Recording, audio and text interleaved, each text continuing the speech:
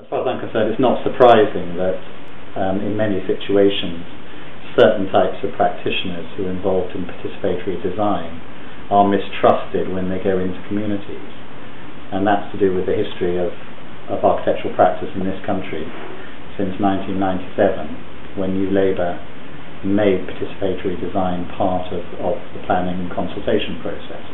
The problem is that in some areas of the city they've been so consulted, they've had so many people with balloons and picnics and vans and objects, but the problem is that actually government has not actually delivered the change that was promised by the consultation process, and that's a betrayal of a whole generation of people who've taken part in good faith in participatory processes. What is required is action that meets the promise. I think there are forms of activism and participation that are not passive, that don't simply feed material or information or excuses into the system, but demand action.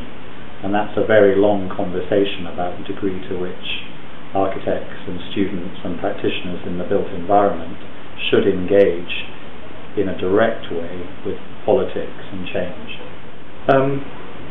There's lots of, in terms of architecture education, there's lots of precise ways of reconnecting students with their responsibilities in relation to society, and we do a lot of those here.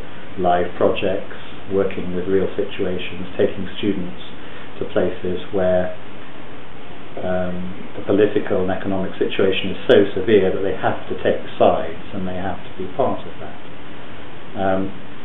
I think at a sort of meta level, we always here try to say that what we're teaching our students is a degree of compassion and linked to bravery, but crucially with all of the practical hard-nosed skills and confidence to deliver it. Over the years, we've taught forms of practice speculatively, without any evidence that they can be applied. But over certainly the last 10-15 years, we have seen some of those inventive, maverick strategies find a place within practice and become mainstream. And in becoming mainstream, they have changed the way things are done.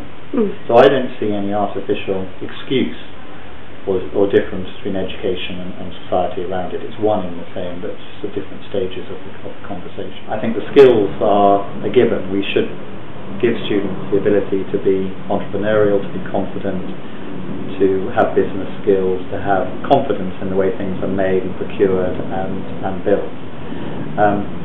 But I think the thing that activates that is a passion within our students to do something useful with their skills, to engage with real situations, real needs, and to connect their political and ethical values to their actions, first as students and then as practitioners. So you can have as many skills as you like, but if you don't have the basic motivation to do something important other than feather one's own career and one's own status as a professional, it doesn't count.